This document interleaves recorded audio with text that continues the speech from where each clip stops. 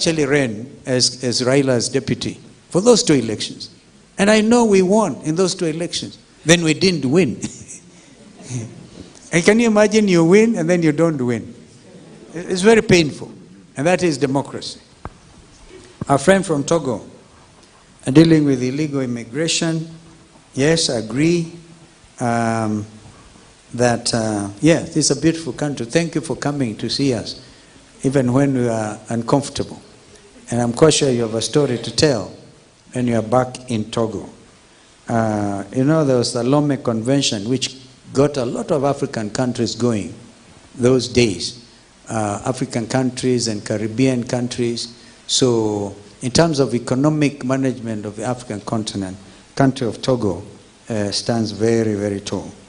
I don't know, the young Wiper Democrat is clearly done some reading around. Sees Germany is doing well, average age at 45, 40, and 20.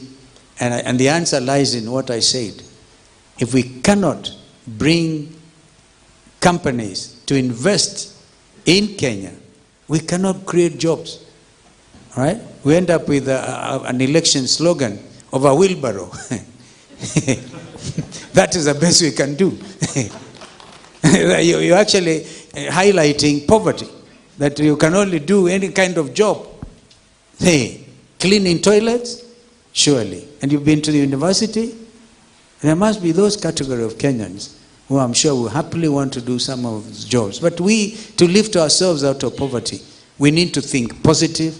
We need to act positive. Have I left out somebody? And Kancha, Pan-Africanism, our friend from Lesotho, on Pan-Africanism, yeah. It's very important. We need to revisit. That's what is when the founding fathers of our continent, men like Kwame Nkrumah, sitting in Egypt that time, working for liberation of Africa. And they brought up this concept of Pan-Africanism.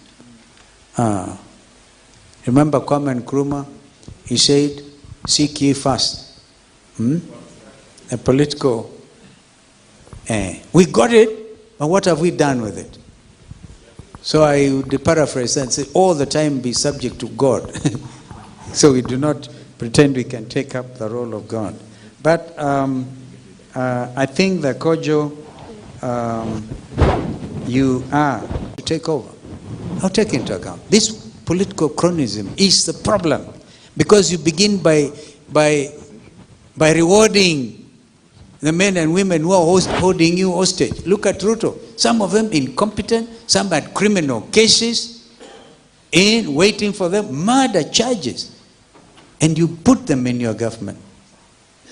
Others have stolen so much. You may have heard of the fertilizer scandal in this country. They are still holding him hostage. They say, you touch us, we let everything out of the bag. And you look as bad as we are. So that is a problem. But if you go for professionalism, not always looking at your own party. I told you in this country of 90 political parties. If I was to be president and I just go for Wiper, how would that look like?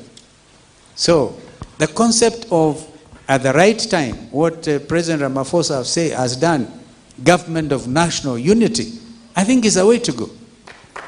It's a way to go. But not in Kenya, I'm sorry to say. Not now. We can think of government of national unity going forward immediately after an election. But not, you wait for 2 years, people are dead, then you create, you come and say government of national unity.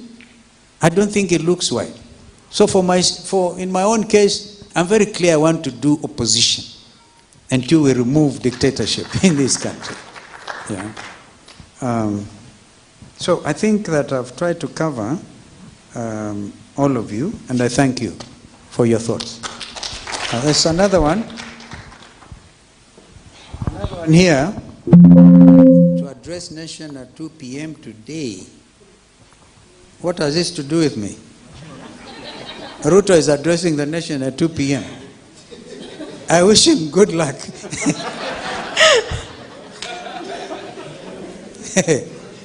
I wish him good luck. Poor man is really struggling. Really struggling. Thank you. Can we give His Excellency a round of applause? Thank you so much, Your Excellency. On behalf of the young people, we're so grateful just for, just taking your time, to talk about your experience and just answering all of our questions.